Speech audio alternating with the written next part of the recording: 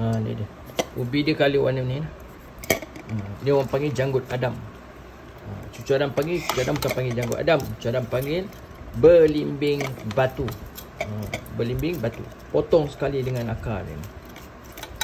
Racik kecil-kecil. Racik kecil-kecil. Dia kena angin ni, dia akan tukar jadi warna kuning. Dia punya ubi ni. Sekarang ni banyak orang tanam pokok ni buat hiasan, buat pokok bunga. Tapi sebenarnya ini adalah herba yang diguna pakai nenek moyang kita untuk kaum Adam. Untuk abang-abang yang ada masalah tenaga batin. Ni dia. Ni kita ada satu lagi. Ni pun sama juga, kita iris.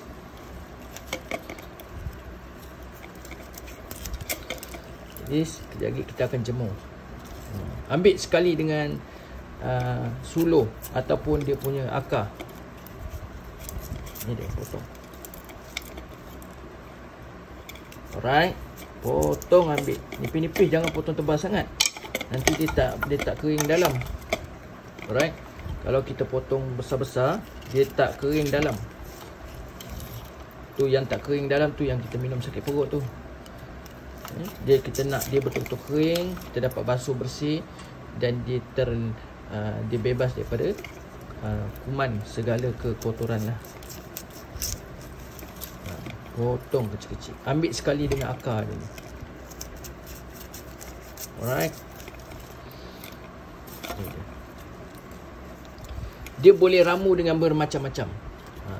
Kita boleh ramu dengan ubi jaga ni. Kita boleh satukan dengan ubi jaga. Ubi jaga ni mahal ni. Ni Cucu Adam cari sini. Ubi jaga ni kita boleh campurkan dengan Haji Samad pun boleh. Kita boleh campurkan dengan Arjuna. Kita boleh campurkan dengan macam-macam herba. Tongkat ali pun boleh, tak ada masalah. Nak campurkan dengan tongkat ali pun boleh. Nampak? Bila kita potong, dia warna putih ni. Bila dia dah kena angin ni, dia akan bertukar jadi warna keemas-emasan. Nampak tak Lepas kita dah jemur kering, kita ambil segenggam masuk dalam periuk, letak air, rebus, didih. Kemudian minum. Kalau tak boleh minum, letak gula batu. Kalau tak ada gula batu, letak madu asli. Kacau, kemudian minum. Ni dia ramuan orang lelaki. Tak susah pun. Yang penting kita tahu cara nak buat.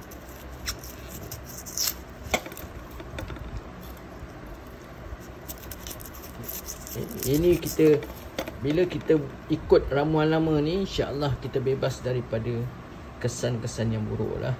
Kita pakai 100% herba. 100% herba.